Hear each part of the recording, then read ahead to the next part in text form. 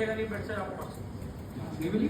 अरे सर देख पिटिशन अगर आप बार नहीं वो नहीं, अगर कोई जैसे मैंने स्पीच दी, हाँ। किसी व्यक्ति को समझ नहीं है, उसने वो इंक्वायरी लेके फैक्ट पूछा, ठीक है। अगर हमें भी लग रहा है कि आप बहुत ज्यादा ही तेज बोले हैं जानबूझ के नहीं जान आप मेरे साथ बस है थोड़ा कंटेंट हाँ कंटेंट ज्यादा चलिए चलिए ऑन सेल्फ काउंट अच्छा ठीक है ऑन सेल्फ काउंट ऑफ 3 2 1 सत्ता के शीर्ष पदों पर बैठे हुए राजनेताओं से मैं पूछना चाहूंगा आखिर कब तक यूएपीए का इस्तेमाल अपने लिए करोगे? सर यूएपीए का section 43 clause 3 sub clause 5 detention की बात करते हैं सर, जो कि 90 दिन की लिमिट को एक्सीड करते हैं सर। आर्टिकल 19 और आर्टिकल 21 को ये हानि पहुंचाता है, जो कि हमारे फंडामेंटल राइट है और जो कि हमारे संविधान का बेसिक स्ट्रक्चर है, जिसके बाद केशवनाथ भारती से स्टेट ऑफ केरला 1973 में की थी सर। 2019 की एनसीआरबी रिपोर्ट के मुताबिक 1948 अरेस्ट हुए थे, जिसमें सिर्फ 34 लोगों को कन्विक्शन मिला था।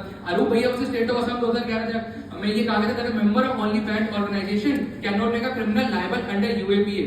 Union of India versus K Najeeb में सुप्रीम कोर्ट ने अक्यूज को ये बोलकर छोड़ दिया था कि क्योंकि ट्रायल नहीं हुआ। यूएपीए का इस्तेमाल गलत तरह से हो रहा है सर। मैं आपको ये सब बताना चाहूंगा कि सर एनसीआरबी की रिपोर्ट के मुताबिक 2014 में जहां सिर्फ 1976 केस थे, वही के अंतर्गत 2019 में वही 1948 केस हो गए। टाटा को भी कुछ यही याद है, जहां 1994 तक कन्विक्शन रेट 1.25% था।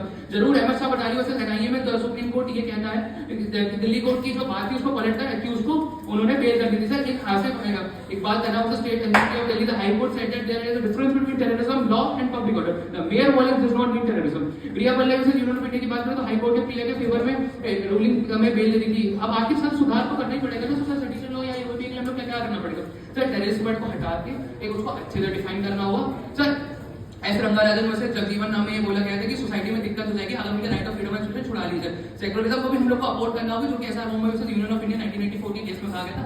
अंत में सर पार्लियामेंट के आर्टिकल 368 के तहत पार्लियामेंट की जो ताकत है अमेंडमेंट की, उसका इस्तेमाल करते हुए हमें अमेंडमेंट्स लाने चाहिए। और हम लोग को ये भी बात कहना चाहिए कि यूएपीए के तहत किसी भी तरह का कोई भी तरह से वायलेशन ना हो, फंडामेंटल राइट का वायलेशन ना। धन्यवाद।